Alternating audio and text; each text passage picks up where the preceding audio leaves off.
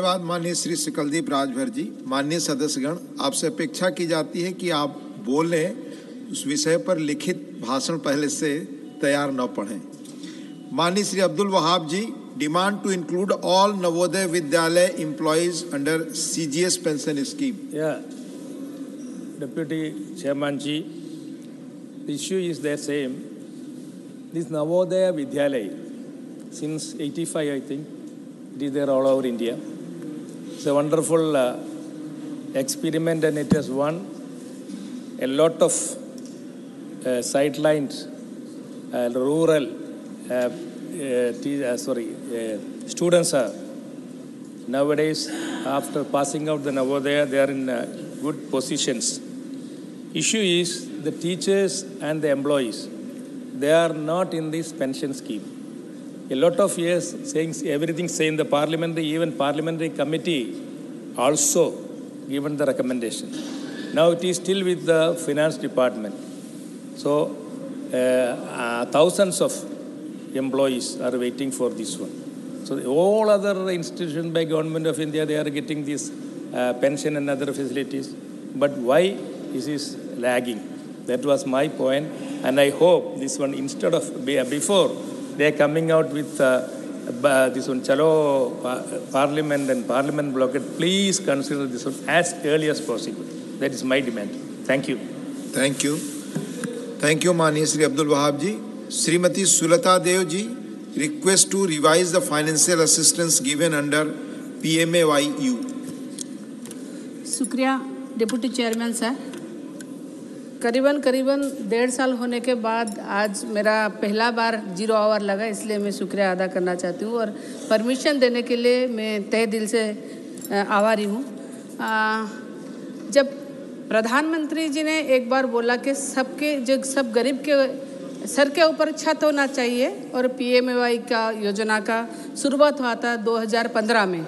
2015 में PMAY के लिए 1.5 लाख रुपए का प्रावधान हुआ है और देखा जाए तो ये अर्बन में और रूरल में देखें तो जो IAP डिस्ट्रिक्ट है उसमें उसके लिए 1.20 माने 1,20,000 का, और अगर देखा जाए तो और जो नॉन IAP है उसमें 1,10,000 का। 2015 में जो 1.5 लाख था और 1,20,000 1,10,000 था, वो आज 8 साल बढ़ गया है और सारे कमोडिटी का रेट, सारे चीज़ का रेट बढ़ रहा है। अगर सारे चीज़ का रेट बढ़ रहा है तो ये असिस्टेंट रिवाइज होना चाहिए, क्योंकि जो गरीब है उसके लिए छत के लिए फिर पैसा जब ज़्यादा खर्चा हो रहा है उसके हाथ से, वो बेचारा कहाँ से लाएगा। मैं ये बोलना चाहती हूँ कि अगर 8 साल में सीमेंट को देखा जाए तो फिर वो 30 से 40% बढ़ा है। अगर नॉन एग्रीकल्चर लेबर कॉस्ट देखा जाए तो वो भी 30 से 40% बढ़ा है। स्टील का देखा जाए तो 100% बढ़ा है और सब चीज़ का, सारे चीज़ का जो रेट है वो बढ़ रहा है। वो ट्रांसपोर्टेशन का रेट बढ़ रहा है। सबका रेट बढ़ने के साथ साथ अगर देखें तो कॉस्ट नहीं बढ़ रहा, कहीं ना कहीं कॉस्ट भी बढ़ना चाहिए।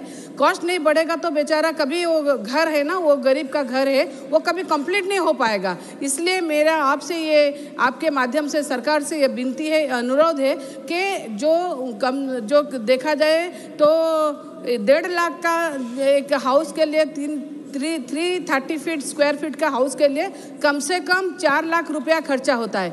आपका जो सरकार का, सेंट्रल गवर्नमेंट का असिस्टेंट बढ़ाना चाहिए, कम से कम 3 लाख हो तो कभी गरीब अपना एक छोटा सा झोपड़ी का घर से वो आके छत का घर बना सकती है, रह सकती है। और हमारे वहाँ पर उड़ीसा में जो MGNREGA में 95 डेज़ का उसमें ऐड किया जाता है लेबर कॉस्ट, और जो जल्दी काम ख़त्म करते हैं 2 महीने का अगर काम ख़त्म करते हैं उसको 20,000 रुपये इंसेंटिव दिया जाता है। जो 4 महीने के अंदर काम ख़त्म करते हैं उनको 10,000 का इंसेंटिव दिया जाता है। मेरा सरकार से ये निवेदन रहेगा आपके माध्यम से कि ये कॉस्ट ज़्यादा बढ़ाया जाए, सो दैट जो गरीब लोग हैं उन लोगों को छत बनाने के लिए, सर के ऊपर छत बनाने के लिए, PMAY घर बनाने के लिए उनको सहज हो और सरल हो। मैं ये सोच रही हूँ कि मेरे सारे जो सांसद हैं, सारे जो साथी सांसद हैं, ये इस बात से सहमत होंगे। धन्यवाद श्रीमती सुलता देव जी, धन्यवाद। माननीय Shri Sujeet Kumar ji, demand for increase guaranteed days of work from 100 days to 150 days in 10 aspirational districts and back